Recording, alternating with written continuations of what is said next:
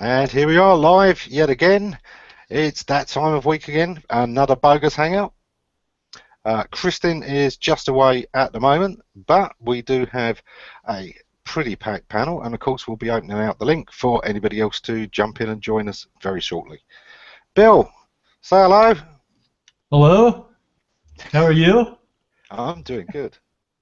Good, good. I've been working on a quiz that is going to come out sometime, I think, today. Oh, nice. It's supposed to be like the hardest SEO quiz ever.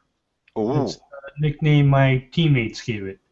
Well, then I'm not taking it for fear of failure. Sorry. is it all based on patents and I need to papers? acknowledge you even said that. So. Okay. Yeah, there are patents and papers and some actual SEO implementation type stuff in there, Nice. all mixed together. Yeah. Most people will just, all you've got to do is do a multiple choice and put Google for everything, because that's all people are going to say anyway. You know, who invented Hilltop? Google. Wrong. Who invented? Who was Google guy? Well, Who that one was they might get right as Google.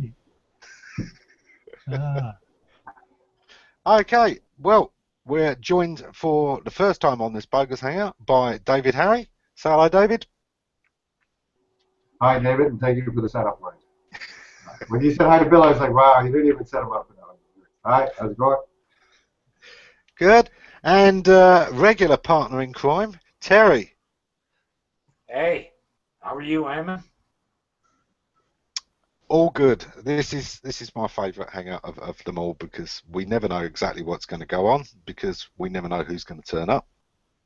There are many weeks where we don't discuss SEO at all. It's just a good chance to chat generally about what's going on in our lives. Well, that's just pretty much like our world then. We start with talking SEO, and then within 5 minutes, it's gone totally off the rails. We're into the stock market. So, yeah. Now, that's a good one, actually. I saw a good article this week. I'll stick the link in the notes afterwards. But it was looking at economies, and it was a funny way of looking at economies. I'll put the link in, but it had me in fits. I must admit, economics is one of those things that I'm no genius at this. I struggle to understand it, but I know enough to realise that all the economists struggle to bloody understand it as well. It does seem like, you know, this is where people just make it up as they go along. Well, or like SEOs or doctors or a whole bunch of professions. There's a lot of stuff that people are just, got theories of their own, and so yeah, economists just butt headed. Yeah. Or like philosophers, really, aren't they just financial philosophers at heart? So. Pretty No, simple. no, yeah. Doctors. We'll just have an Apple Watch, Buy the Apple Watch with a Fitbit, and we're all healthier. Oh yeah, right. I use Maps as a doorstop, so I'm gonna buy them for a watch and to count on it for medical advice. I saw a nice meme image the other day. Somebody was complaining about their iPad being in the shop or something like that, and somebody posted this image, and there's this little Android putting the missing piece in the Apple logo. Fixed it for you. And I just nice. Hey John, how are you? Hey, John. Hi, pretty good. I thought I'd just drop by and see how things are going over here. Oh, crazy as ever. Perfect. I was pointing out today, I'm in my hat, from Yeah, Google. Black Hat. It's Black Hat, so this is obviously my license to do Black Hat SEO. Don't go to Google. Yeah, it's just wrong. Google gave me a black hat. It's It's a cap. It's a cap. True. Oh, true. See, we used to think the division was black hat and white hat. It turns out it's black cap and black hat. That's the two divisions. We've been fighting the wrong battles all along. I think more specifically, if you put hat into Google, you will get a hat. If you're looking for that thing on your head, put cap. Yeah. I must admit, I'm kind of glad that Google don't have a really big office in Holland now, because I wouldn't want to tell everyone I'm wearing my Dutch cap. Bill, how have you been settling in? Are you starting to feel like a local of Carlsbad yet, or are you still feeling kind of like you're on a really long holiday? I'm still feeling like I'm on a really long holiday, which I'm not upset about. If you're lucky, that may last. Yeah, I can go to the beach anytime I want and eat fish tacos all day long. I've got no complaints about those things. No.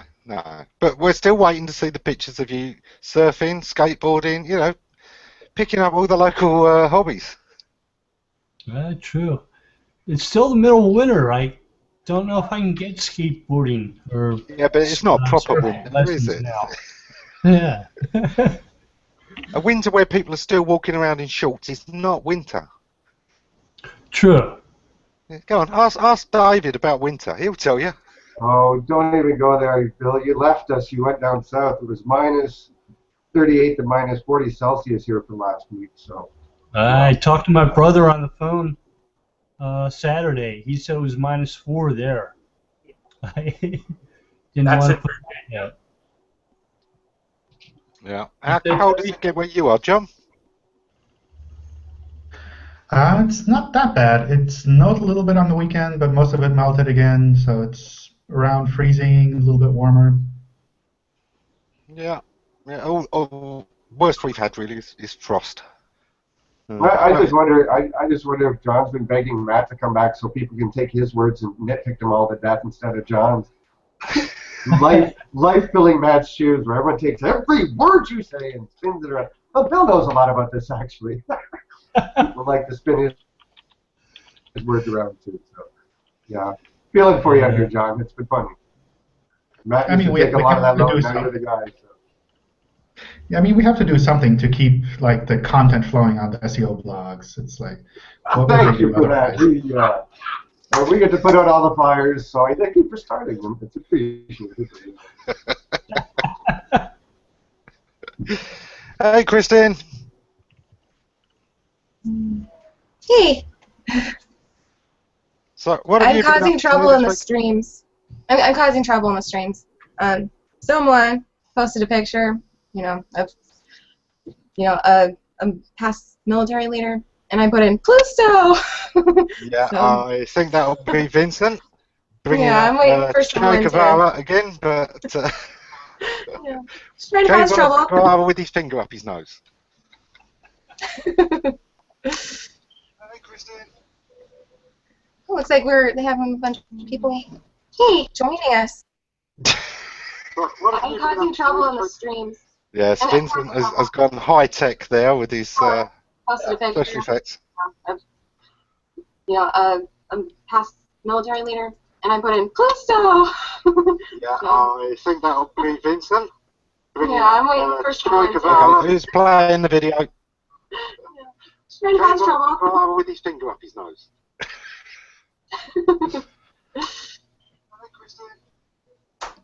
Looks like I had to mute myself because I want to make sure that wasn't me. It's not me. No, I've got. No, it's going to be Vincent because his screen pops up when you hear the sound. So. Oh, okay. Hey, Candy. Hi, John. I love the cap. Pass some to Tokyo. Come on. I love your hat. It's so cool. Can you send me one? They're not. I picked this one up ages ago. Really? You look Google. You there look was cool. a time when Google was not the big dominant search engine. I know. And they used to give us these lovely little goodies because they wanted to become the big one. And I remember one night after a London conference. Actually, I've got the T-shirt and the passport, I mean. That's the good benefits of it. Well, if you'd like one of those hats, simply send a link towards. Oh, hold on a second. Never mind. I love when David said that. Say it in your Jamaican accent. What did that? y'all want to get yourself a nice Google hat. Just send a link over to AmmonJohns.com. You know, wait a minute, John. Come on, you're later. We'll tell you about that. Oh, I hear gee. you. We hear you, David. Sheltered like folks. We're internet workers. As my friend Steve says, I only work half the of mine slips. So you were the first one to jump in, really, David. So what have you been up to the last week? How's your last week been? Hey, not bad, I guess. You know, things are starting to turn into actual normal clients again instead of forensic work all the time and cleaning up messes all the time. So I'm hoping, as I'm sure John is after Terry even, after 4 years of forensic work, that this is slowly sinking in, and this is, you know, hopefully. Either that or it's just a whole bunch of other people selling forensic services. Could be that too. But, you know, more work with actual clients, and you know what I mean, which means people are interested in marketing and, you know, the way we always do things, Ammon, and always talk about stuff. And, you know, it's nice to be getting back into the creative swing and working on content programs and things of that nature. And, you know, so it's a lot better. So, you know, doing more of that lately, so I'm happy. Other than that, it's cold, so nothing else to do but work.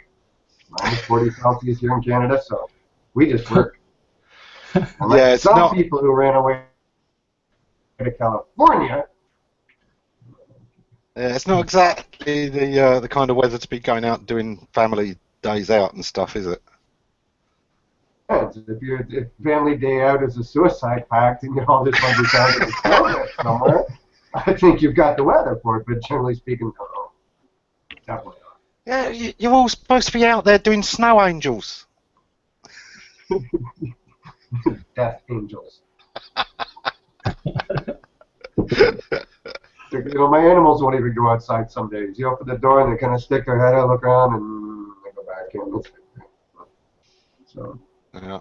So is it a mix of clients, big and small, and all kinds, or is it more kind of the personal ones? Because sometimes you get more connection with the personal ones, don't you?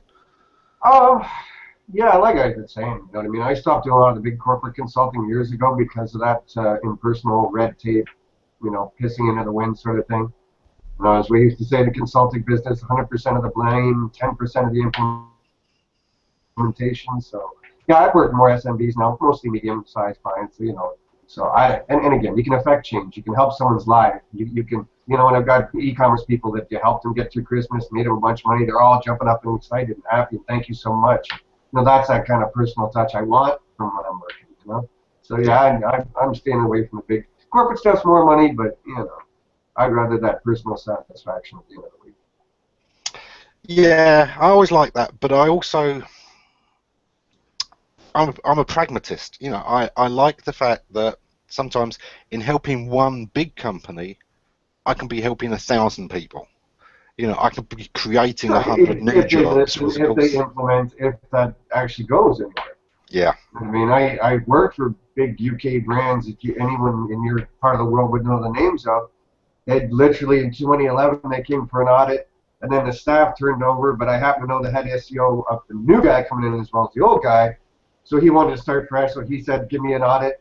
Sure enough, I just did them blindly. Looked at the two from 2 years apart, and 90% of what I wrote each time was the same, and very little had changed. So it's like, okay, thanks. I'll take the work, but it'd be nice if I came along 2 years later and saw that something effective had happened to the advice. It can be frustrating. It can be. So Terry, how's your week been? You been taking on any new clients recently, and which do you prefer? I just going back into the payday loan stuff. Just signed up the client this morning, so we'll be keeping John busy, I assume. We're actually trying. What I wanted them to do 10 years ago, they're just getting around to now. I said, just think if we had done this 10 years ago, you'd be 10 years ahead of where you are right now. Yeah, John, you gotta, for guys like Terry and I, everything that Google's been doing, and I'm not fanboying. I can hear Barry somewhere yelling at me, but you know, it's not even going. I said it to Matt that when things changed and the landscape changed for guys like us that always talked about site architecture, usability, and all these different things, everyone just said to us, throw some links at it, and they were, you know, kind of right to a degree. So much is coming back to us now that, you know, we're back in vogue again, you know, so it's nice. Thank you. Well, we said that links were doing nothing before John did, so there you go, you know. John just can verify what me and Dave have been saying for a few years, you know, that link stuff. I can honestly say that I've never done a link campaign, like honestly. In the old days, we just build a bigger site, you know, build the internal page rank and whatnot. But nowadays, it's a lot more interesting. You can't just, you know, you got to think about what you're doing. And I'm actually writing an article on this right now, is how people talk about ranking factors. I don't think there's such thing anymore. There's ranking factors that have a bundle of signals around them that verify all this stuff. But to say there's ranking factors, there's nothing that does it without the verification. And that's all. I don't know about that. From what I hear, Bill's been responsible for more than a few over the years. So. Yeah, reasonable surfing. So keep us busy. Yeah, right.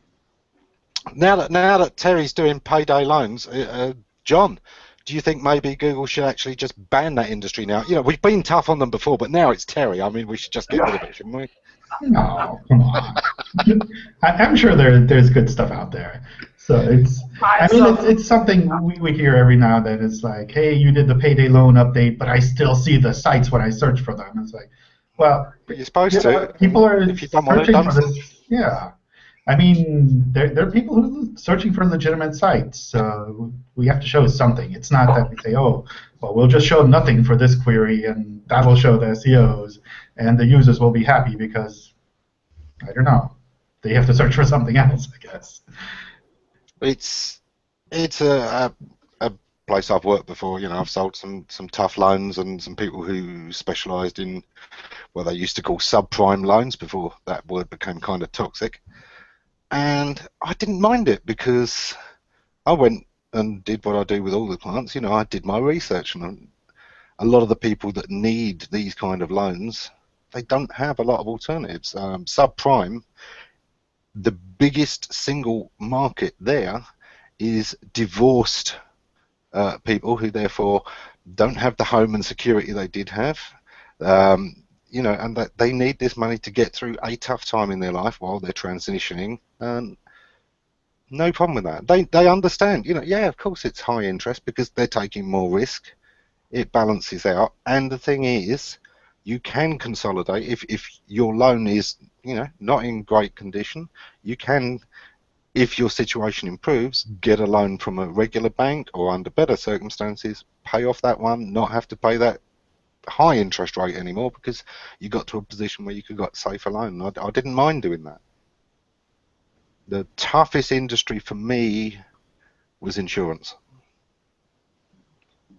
That's the one that can be awkward because you know, you sometimes you talk very frankly with a company and you say, well, okay, what the customers really want to know is, you know, how easy is it to claim? There's this big worry that when we need insurance, you'll suddenly crap out on us. Oh, well, you're in a flood zone, so we're not covering flooding. Or, yeah, you've got this health problem, and you told us about this, but you didn't tell us that once when you were 6, you stubbed your toe, and that means this whole policy is invalid. And, you know, I said, they need to know, they need that kind of reassurance. No, we don't want to talk about people claiming. Yeah, that's why, you know, you need to. It's because most companies don't. Insurance companies are good at collecting money, not so good at paying it out. Yeah. That's been my, you know, so, you know, take your chances. On the payday loans, one thing I found was all of my work was in the U.S., and there, you know, you miss even a small payment, say a check bounces on you, they can wipe your credit, and it'll cost you a lot more than a couple $100, because all of a sudden you go from low interest to maximum interest, and that compounds, it gets pretty nasty. Yeah, yeah. The thing is, you just don't keep taking those loans out. I think in the UK now, they can't really roll loans over and stuff. And that's where I'm working for now. It'll be in the US probably later. Starting in the UK where it's a little more civilized. Yeah, yeah. So we got Vin with us, and he's hidden behind Che Guevara at the moment because he's really into his revolutionary leaders, and he wanted to promote Che to you all because he thinks it's important that Che gets more coverage. That's about right. Oh no, it's just. I am merely making a statement that I am not obsessed. Yeah, subtle statements. I thought you were just hiding your face. So you have to sometimes deal with a couple of these things, in that I know that you represent legal clients and you've got some medical clients, and I guess that some of these kind of play towards your kind of issues, because obviously with the dental, people are having to worry about their insurance and whether their insurance is going to cover stuff. So does that kind of play into your field at all, Vin? On the insurance side, yeah, for sure. Actually, in the dental industry, it's kind of funny because there's a lot of business development advisors in dentistry that tell dentists to say whatever they need to say in terms of insurance to get the patient in the chair. So patient calls and says, "Do you cover this insurance?" And the dentist is advised to say yes, and then they work it out after the fact. Yes. Yeah. Long story short, but yeah, Carlos has been having some issues, of course, because his father came over to visit just before Christmas, and unfortunately had an incident, had to have a triple bypass, and after the fact, the insurance company aren't so sure that they want to cover this after all. And I mean, they'd gone through everything, really gone through it, and it turns out the company that does this insurance, that all they do is they do a telephone interview with elderly people who are taking out insurance, and you've got people in their 70s and 80s who maybe don't understand all these terms. I mean, one of the things that we were talking about, if you ask somebody who is 80, do you have hypertension? He's probably going to go, oh no, because he's never heard that term. He knows he's got high blood pressure,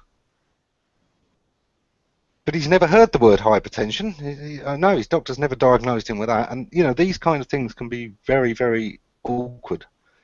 And it does seem that some insurance could be better sold, particularly medical insurance. The number of people I know who've gone from here to the US and then their medical insurance hasn't covered whatever they've been done for. There was a guy who it was a little while ago, you probably remember the story.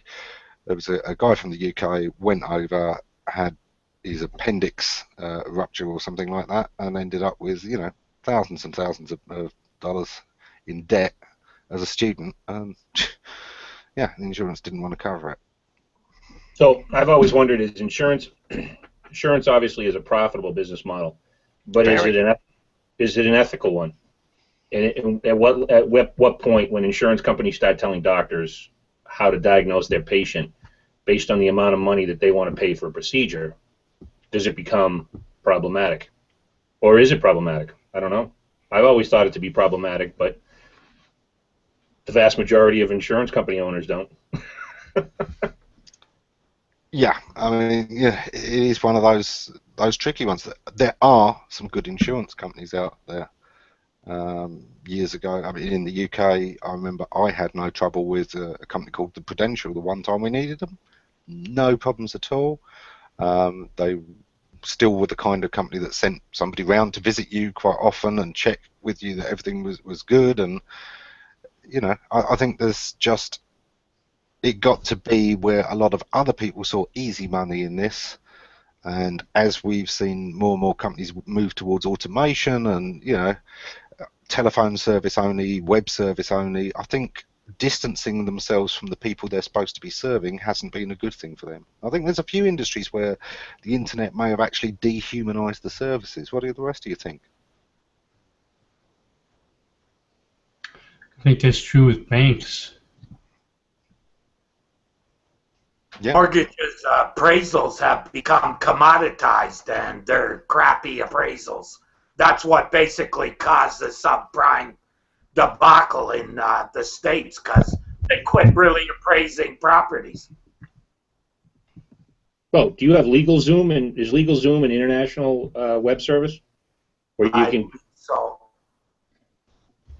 can get legal services without talking to a lawyer? They provide legal documents, I believe, but not legal advice. Not legal advice. That's why I said service, because some of those documents, they create contracts, standard contractual language, but it's certainly something a lawyer would be paid to do.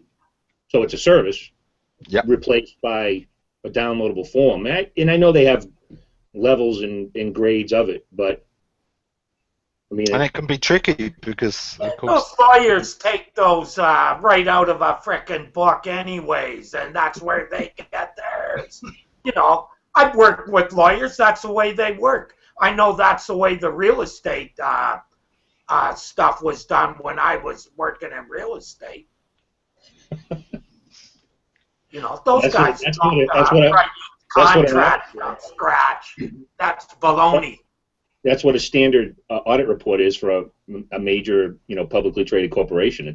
It's a pieced together template. It's not a custom written report. Someone just puts together what the paragraph should be based on the situation. Yeah, and a legal clerk generally does that too, not the actual lawyer.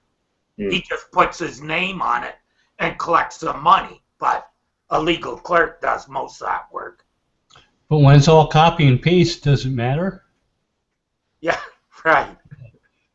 Could get that done offshore by Fiverr. Yeah. Cut the overhead drastically that way. Get your legal work done on Fiverr. It's amusing actually, because some of these contracts, of course, then do get used, and then they find out, oh yeah, unfortunately this was written in accordance with this state law, and guess what? It's not valid in the state you're trying to use it in, or the country you're trying to use it in, or one thing that Vin knows, I mentioned on a discussion recently, the number of people turning up in the courts now trying to represent themselves based on evidence they've found online and citing laws that don't apply to their country is ludicrous. I mean, it's literally about one case in three. You'll get somebody coming in, oh, I'm a free man of the state and I refuse to obey this, that, the... Yeah, that doesn't apply. Not in this country, right? Yeah. Hey Ben, how you doing? Hey, what's going on, everybody? How you doing today? I'm having a little bit of issues right now, so things are kind of frozen at the moment. Not sure if you can hear me. Yeah, we're hearing you good. Okay, cool. Computer's starting to catch up. Is this a PC or an Apple? This is a PC. I'm going to probably switch to an Apple by the end of this year. No. Don't say that kind of thing. There we go. Okay, everything's in sync now. Yeah. Awesome. John will tell you, get a Chromebook. Tell him, John. Chromebook? Yeah. Just make sure you got the internet. I mean, it depends on what you're doing. I find them really useful because you just turn them on and they just work. You don't have to worry about updates. You don't have to worry about viruses and all this stuff. You can basically just give them to anyone visiting nearby and say, hey, here, use the internet. So for that, they're really useful. And most of the stuff I do nowadays is in a browser anyway. So. Yeah, but everything's cloud-based. A lot of problems on Windows with viruses using stuff like McAfee and Norton. I mean, it is what it is. I use ESAT. Never had a virus. They're the only one that's never been beaten. I'll stick with them. Yeah. The only thing I've got kind of against Apple at the moment is, sorry, John, but G Plus seems to struggle sometimes with compatibility with the iOS. You know, it does seem that they have more problems with Hangouts and a couple of other things than you'd think for the number of users there are. I know how tricky it is to work for all these different operating systems anyway, but it does sometimes seem that Apple maybe gets dealt with last. You know, Windows, yeah, we've got to do that because that's most people. Chrome, well, we've got to do that because these are our most loyal customers. And Apple, oh yeah, you're third. You know, we'll get round to you. We actually have a lot of Mac users in the office. So most people have MacBooks, or at least a lot of people. I know we had a lot of problems with Windows in between there, but most people probably run MacBooks or some kind of Linux on their laptop. Of course, the workstations are all Linux-based, pretty much. Yeah. Yeah, but you got to be a network administrator to run the frickin' thing. That's why we have people who understand how these things work. Oh, there you go. I never figured out how they work, but essentially we can come to work and these things just work. Maybe they just work because I have no idea how to break them properly. So. That's a good theory. Yeah. You know what I wish would get a lot more love? The mobile version on iOS for G+. That could use a lot more love. There have been some really good updates, though. Like, thinking about where it was a year ago and where it is now, holy heck. Oh, Night and yeah. day. Absolutely. You could surf the internet on a phone? Yeah. Where have I been? There was a really interesting article shared by an old friend of Bill and I's, Rude Hine, who pointed out today that the mobile internet, in a way, has kind of pushed us back 10 years.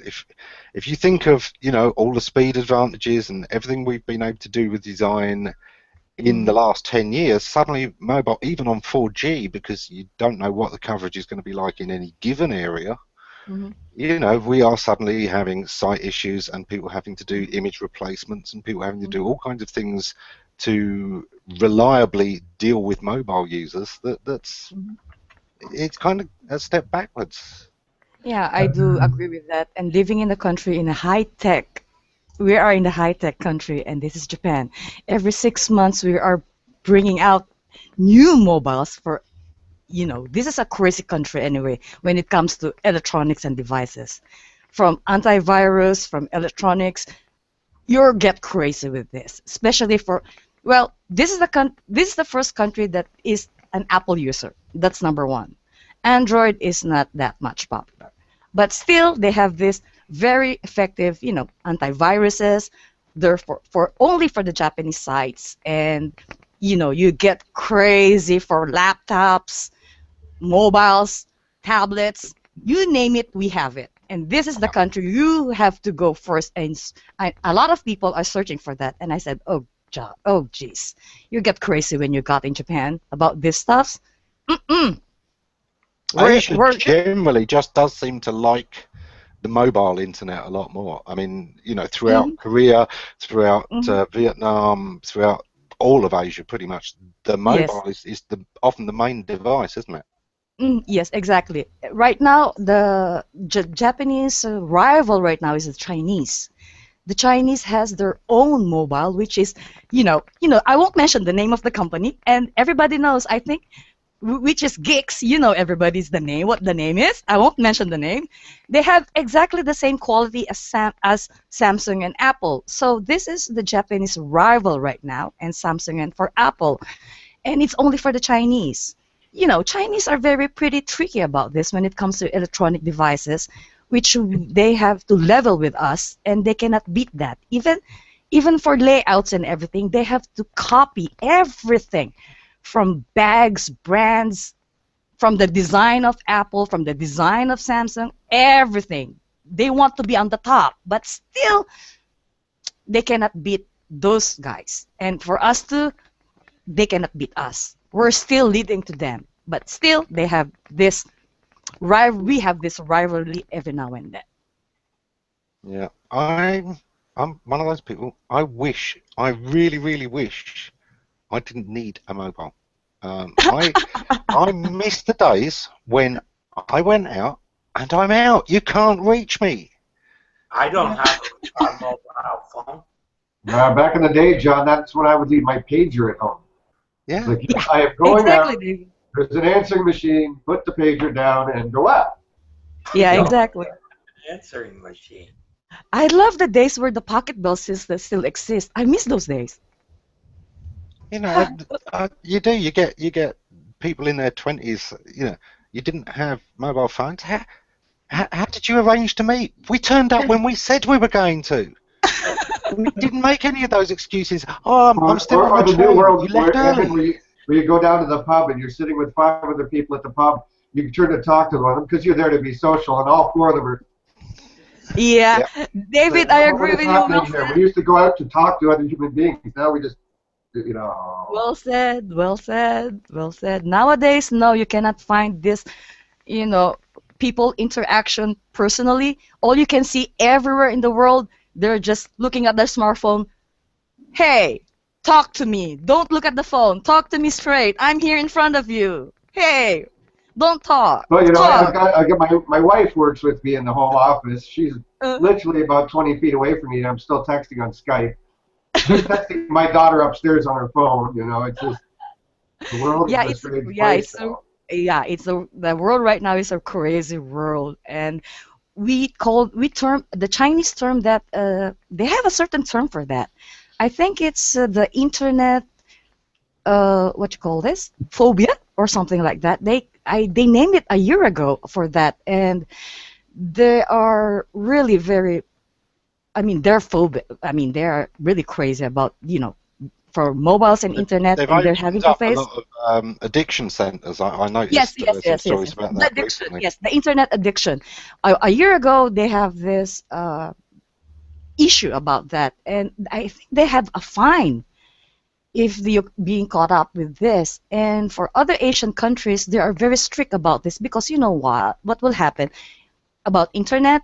And child pornography is there, and you cannot control anything about. But is the addiction really just to that connectedness to the world that we didn't have many years ago? Try and take a cell phone away from a teenage girl. Yeah. It's not going to happen. Yeah. But it's because they built a whole social structure on a world that is so attached to that. Mm-hmm. Exactly. I was talking to another old person like me the other day. He said, it was kind of like the old man conversation of, you young kids with your Twitters, and because, he says, I remember a day when you had to write a letter and put it in the mailbox. You had to pick up a telephone, or you actually had to put clothes on when you wanted to complain about something. But now everyone just onto the Twitter, onto the Facebook, Google Plus, wherever, barking at the consumers have such an access. There's even a bit of an entitlement to it. That they expect everything now and this and that, and that they bark at you on Twitter. You should be literally there a second later. We didn't have that once upon a time. Yes, exactly. 10 years ago was. Please hold 20 minutes.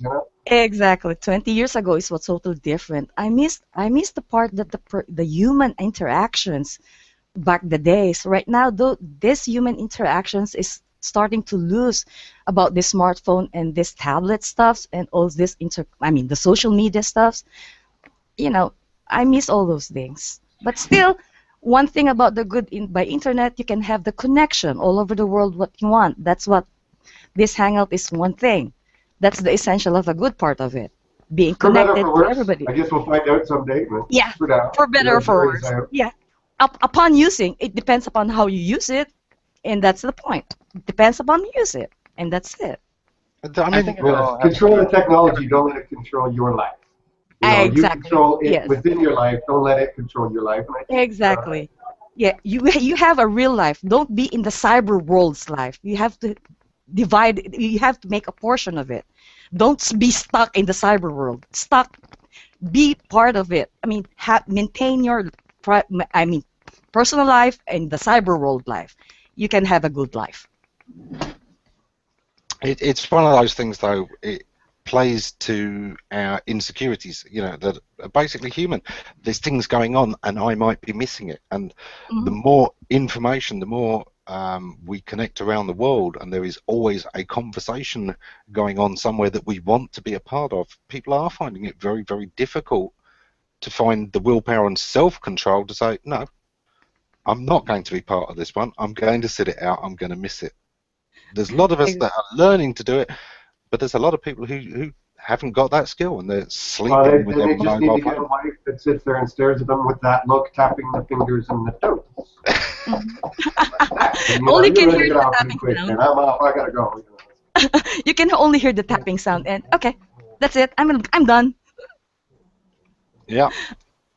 And that's it. Oh my goodness, you'll get crazy about the tapping sound. It's annoying.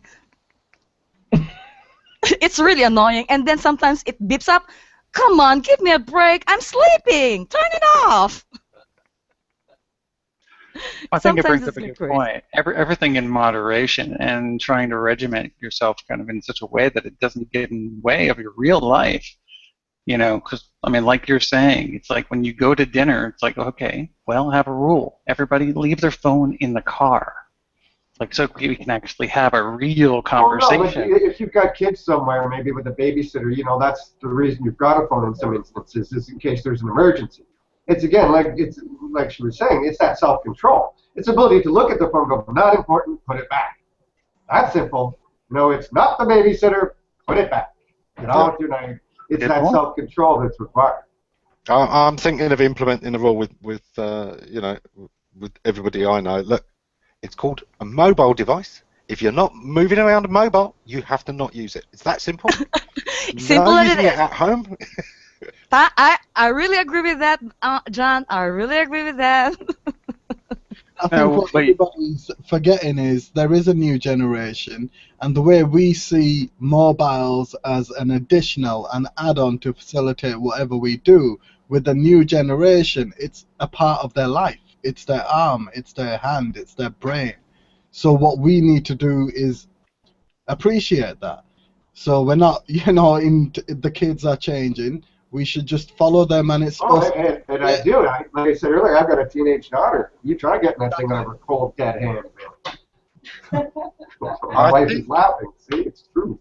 I think that the danger can be, look, if you've got somebody who is obsessive compulsive, that obsessive compulsion is part of them, but I don't think you embrace it. I think you accept it and help them deal with it. And other kinds of obsessions and compulsions need to be treated a little bit the same. If somebody's compulsive about having to check their cell phone all of the time, needing to feel like they need to be part of every conversation and therefore not fully being a part of any, that's not who they are. It's who they haven't learned to be yet. Exactly. I agree with that, dear John. I have to tell the Japanese about that.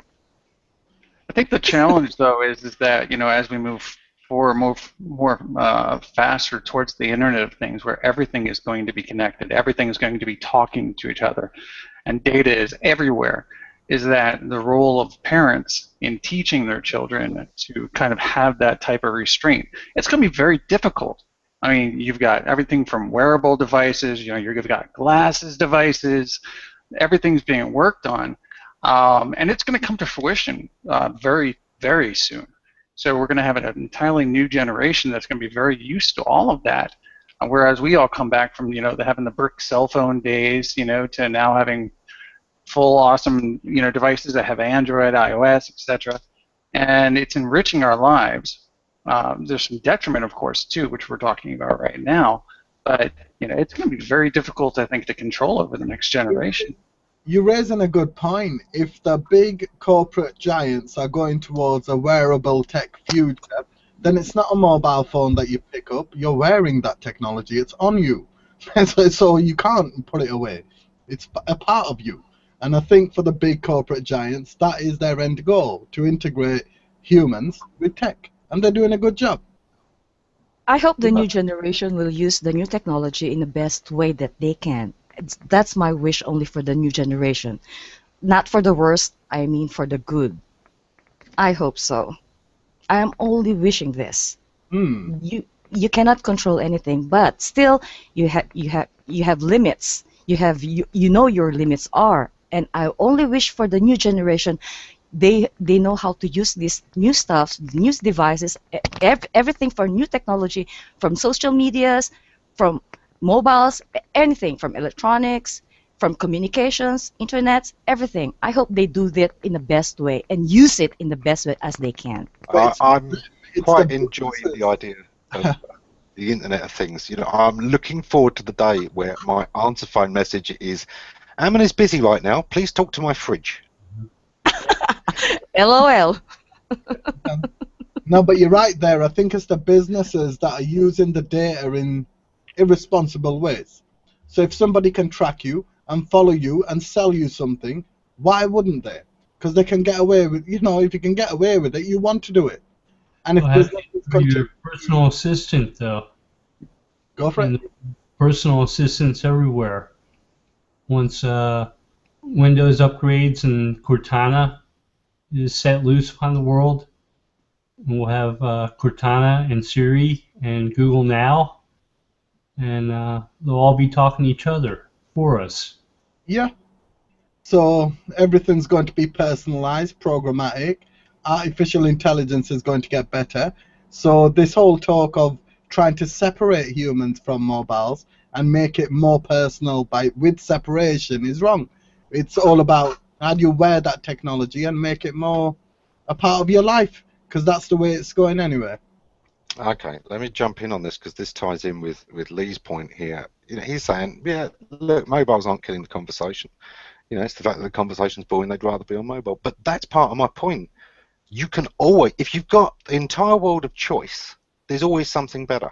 You end up with that thing of people channel hopping because they haven't learned to sit through a program. One bit gets boring. You know, I've been with people who, the minute the ad break comes on, start flicking through the channels rather than put up with a couple of ads. You know, sometimes you find a funny one.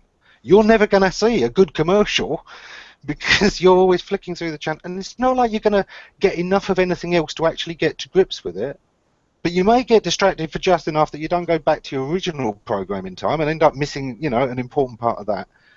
I think there was a time where, do you know what, we were bored and we sat down and we talked to people we wouldn't ordinarily, and I bet you we've all had great conversations that we never expected to have with people that we wouldn't have talked to if we'd had a mobile phone or some other screen that we could have looked at instead.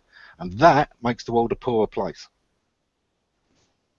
Don't own a mobile phone.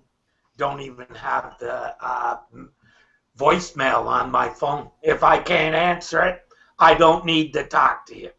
And if you need to talk to me, then you better make a harder effort. Same with email. People think I'm crazy because I don't have it open all the time. Well, between answering the phone and answering email and all that other stuff, when the hell am I supposed to get some work done? Who invited my?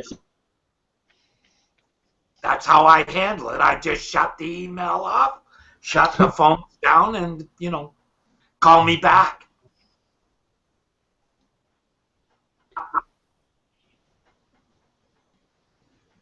Luckily, I don't have employees that I have to keep working. It works for me. I don't know how it would work for a bigger business, but it works for me. Well, besides, you know what I mean? Anyone knows they want to get a hold of you, they have to have your Skype handle. You know, I mean, that's it. You want to find Terry, we all know where he is. He's on Skype. Oh, come on. Skype is about the only thing that I have open all the time. Yeah, the other day, like when it was like minutes till we were going to go on, and we were like, where are they? I'm like, I'll find them.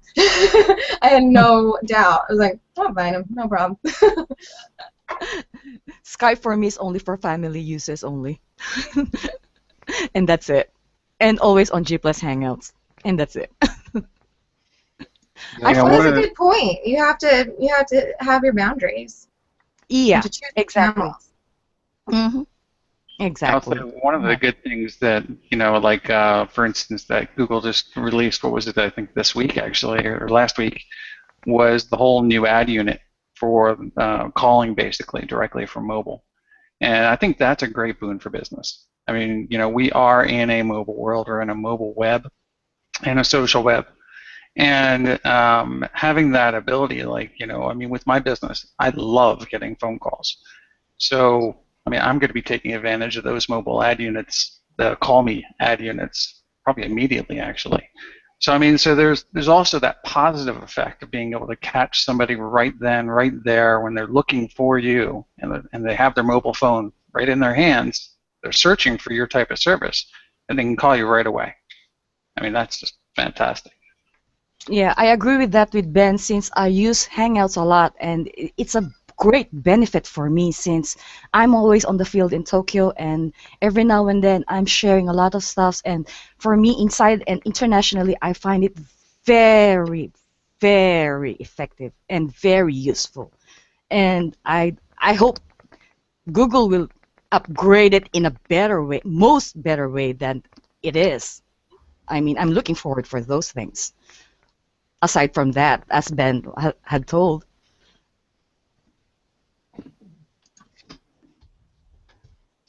Absolutely, I think we all love Hangout technology. Exactly. That's Yeah, the we're here, aren't we? that's it. So,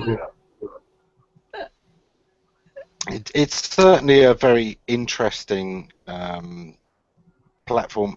You know, let's face it, we had video chat before and we had web conferencing before, but nobody had quite married the two things together before. And that is ultimately, it's almost a small, tiny little difference, and yet it's the world of difference. You know, the fact that you can have a quick chat and then decide, right, we're going to put this straight onto YouTube, and it all happens. and that's it. You know, and that's part of the rub too, is you can just go get that download. Like with our shows, you know, we're finished the show, we grab it, we do whatever editing, we turn it into an MP3, put the MP3 on iTunes, et cetera, et cetera, et cetera. You know, back in the day when we used to have the podcast, we'd be over Skype and this and that.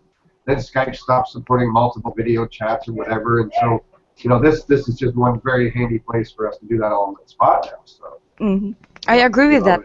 I agree with that, David. I really totally agree with that. And since I love Hangouts a lot, and I'm using a lot of it. 3 years going 4 years right now, and sharing what's inside of Tokyo.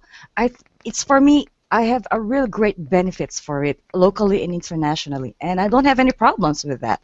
And this is the best way that I can show to the world how this Hangout is effective and useful for others, not only for those people who don't know how to use it, but for Japanese people also don't use this kind of technology that Google has. I think it's a break for them. For the international side, they know it already, but locally they don't know how to use it. They stick on Facebook. I said to them, forget about Facebook. Go to G+ and use Hangouts. Much better that way. No, John Moore, one of the guys who had me on, I think it is last year, he literally had a small business, you know, the Chamber of Commerce, had all these, you know, small business people all sitting in a room, a big bloody TV on the wall, had the computer hooked up to the whole thing, had 2 dual cameras so I could kind of see them as well, and, you know, voila, out of Canada I go down to Florida and taking questions from the audience, the whole 9 yards. You know what I mean? I've seen people do unique things like that with it where, you know, you could literally do a small sort of conference kind of deal and have people come in that you don't have to fly in and put in a hotel or whatever. You know what I mean? So it was excellent use of it, and it's someone I've always looked at. So there's, I think there's lots of things you can do with it. Sure. Yeah, it's awesome. I actually have a question for you, John. Semantically, I don't know if you can answer this or not, but semantically, does Google utilize the information about Hangouts, like what's said in a Hangout, the people within the Hangouts, to draw any kind of semantic correlation between all of us as entities and what we say and what the, is anything that you can say about that?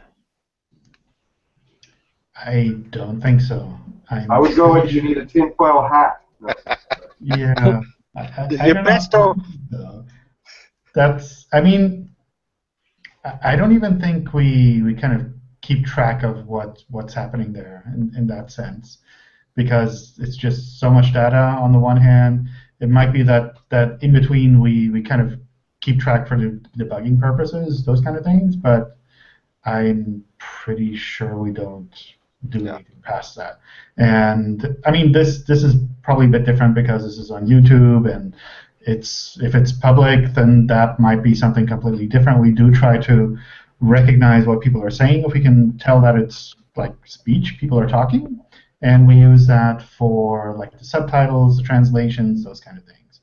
But like taking that and inferring who said what and what they mean with that and what, I don't know, hangout rank or whatever you could kind of spin this into, I don't think that's something we really do. I mean, it doesn't really provide that much value.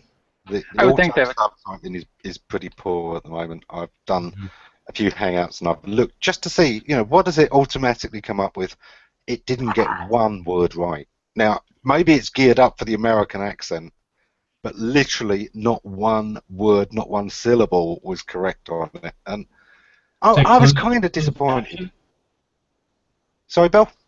Is it closed captioning? Yeah. Yeah, it's pretty horrible at that. I was thinking more along the lines of... I watched about 300 videos just to see how many actually got closed captioning done well. And the one video I found that turned out good was the State of the Union address, because they had probably gone in and edited the caption. Because, again, it started... There's a written speech before it happens, so I mean they can literally copy-paste that in, which... When you've got a prepared version of something, that is always the joy, because you can put the closed captions in while you're recording it. Google is done on Google on I/O. They were doing real-time translation, transcription. That was kind of cool, but that's the only time I've seen decent. And when Dave and I, when we first started, we wanted to do transcriptions with our audio, right, with our podcasts, and I went and looked at the captions that Sound Booth gives you. I said, Dave, I think we'll have to pay someone because I don't have time to go through all this. It's like maybe 1 in 10 words was even close. It was like, what conversation was this? I don't recognize it. Lee's just put up one point I really do agree with. In London, it is often said to be the loneliest place in the world, and it kind of is. On any given day in London, you've got 11 million people. It is a packed city, and you suddenly start...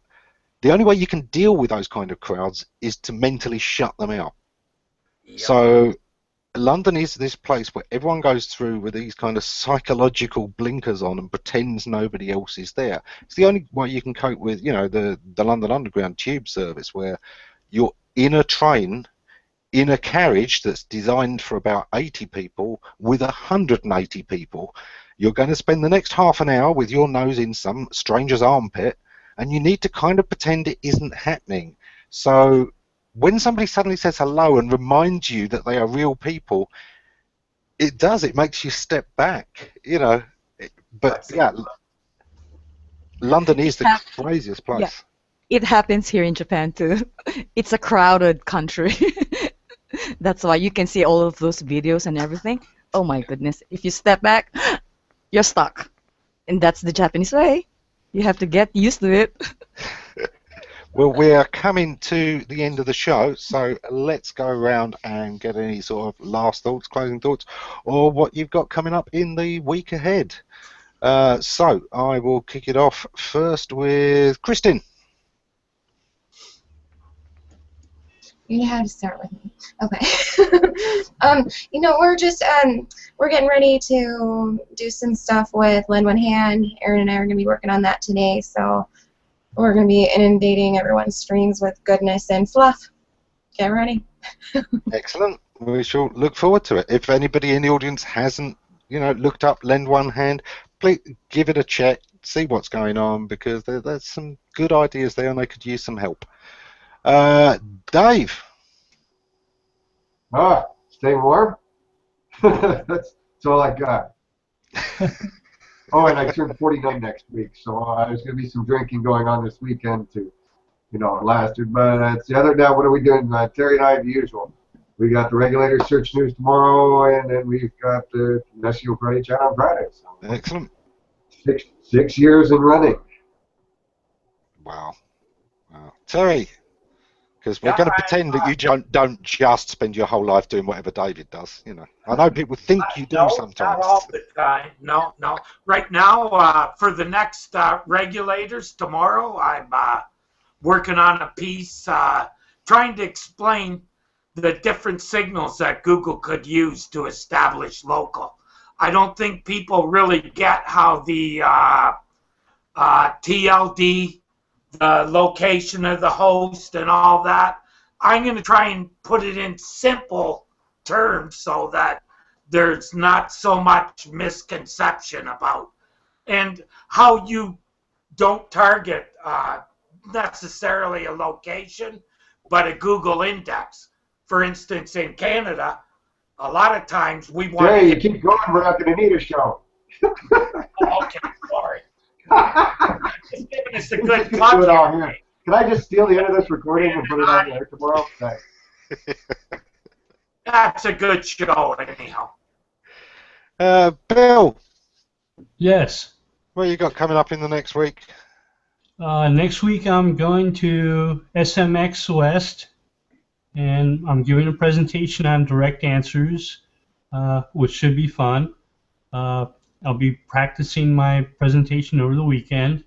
Up until then, we're putting out a quiz on SEO this week, and it took a while to put together the questions.